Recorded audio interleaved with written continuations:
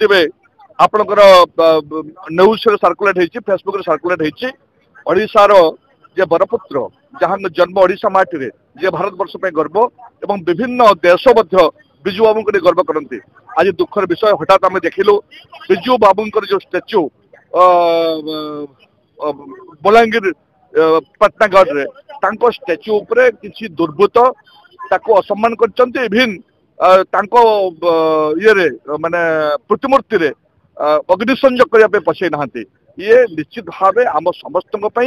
ये दुखदायक घटना एवं निंदनीय घटना आम ताको निंद करुचु। मु कहया चाहे जो दिन पाखरु बीजेपी सरकार ओडिशा रे आसीचे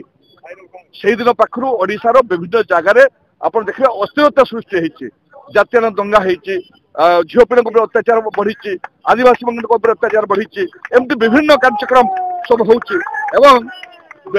जो हीन चक्रांत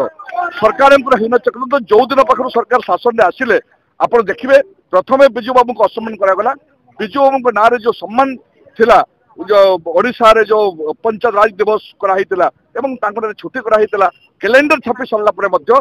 बिजू बाबू को जो असम्मान करागला से दिन एवं आज मध्य मु तो भावुची कोठी न कोठी सरकारी दल लोक